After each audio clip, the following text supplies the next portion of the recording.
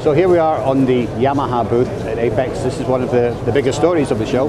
And I'm joined by three gentlemen that are making this happen in North America. Chris Fussner, who runs TransTechnology out of Singapore and has now got TransTechnology in North America.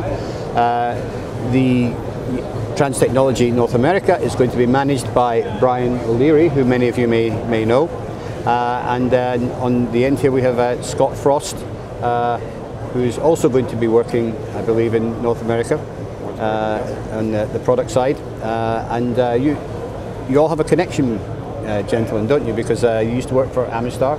Yes. You used to work for Amistar. That's correct. And you two went to college together, the same graduate school, but different years. He's younger than me. I would never have guessed. Thank you so much. All right. So, Chris, if I could start with you, explain a little bit of your how this deal came about with Yamaha, why you're moving into North America, where you see the opportunity, etc. Okay.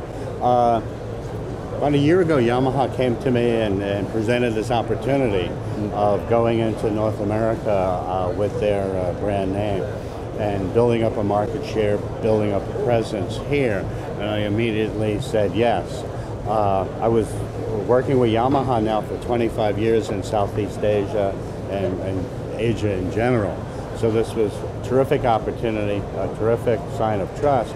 So we're ready, willing, and able to now sell Yamaha products throughout North America. It's been a very exciting show for us. We've signed representatives, hiring service and salespeople, and actually even selling a few pieces of equipment today and tomorrow. Excellent. So things have worked out well, and it's exciting, busy, and the market looks rather promising.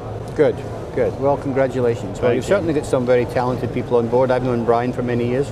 So Brian, you're going to be the point man here in the United States. So what's your strategy for developing this? Well, the strategy right now is to get, obviously, the back end of our business up and running, and we've well on our way with a facility in Chandler that's going to be both our headquarters as well as a showroom, an apps lab. We'll have spare parts inventory, and we'll also have some equipment on hand. Right. But that also complements what Yamaha has in Kennesaw, Georgia, which is a shared space with both of our companies, which will mirror the Arizona facility in many respects. We've got both teams working together on applications, both the Yamaha team and the TransTech team. We have service people on both teams out of that facility.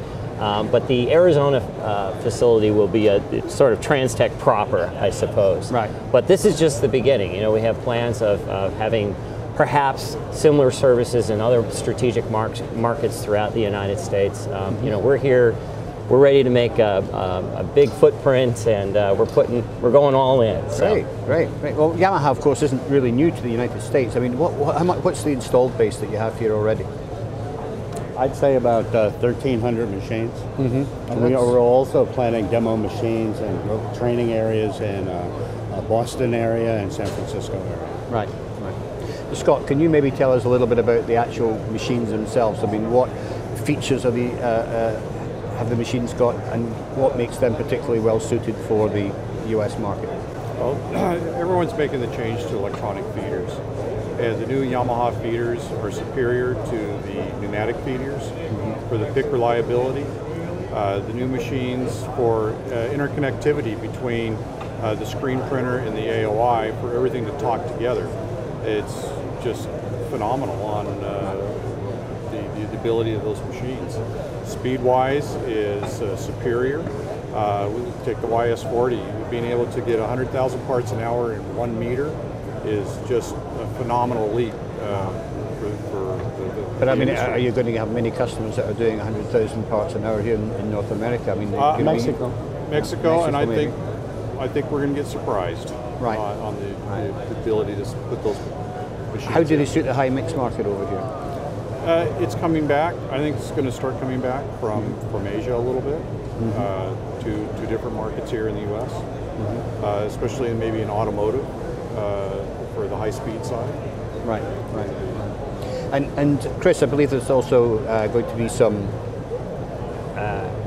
shall we say, creative help for people that need funding, etc., for machines, because at the moment it's very difficult to get funding from the traditional sources for capital equipment. Yeah. So that is something that customers will be able to talk to you about. Of course, and we're making plans for that even as we speak. Okay. Yeah. So Okay, we'll be full service, as in Southeast Asia. Good. Okay. How many people do you think, Brian, you're going to have? Or what's the starting number? Well, the number seems to keep doubling each day. So. So it's easy when you started with 1, you go to 2, but 2 to 4 and 4 to 8, it's basically, that's the trajectory right now. Right. When we're fully staffed, I don't know. Good, interesting question. 30, 40? Yeah, very well be. Now, obviously, TransTechnology in Singapore is a distributor of multiple lines of equipment. Would the plan be here to start introducing other lines of equipment other than just pick and place? Well, I want to get Yamaha off the ground, and then there's many plans currently being discussed now. Okay. Well, it sounds like you're going to have an exciting time ahead of you guys, so many congratulations and the best of luck. Okay? Thank you, Trevor. Thank you. Thank you. Thank you, This Trevor. is Trevor Galbraith reporting from the Yamaha booth here at Apex.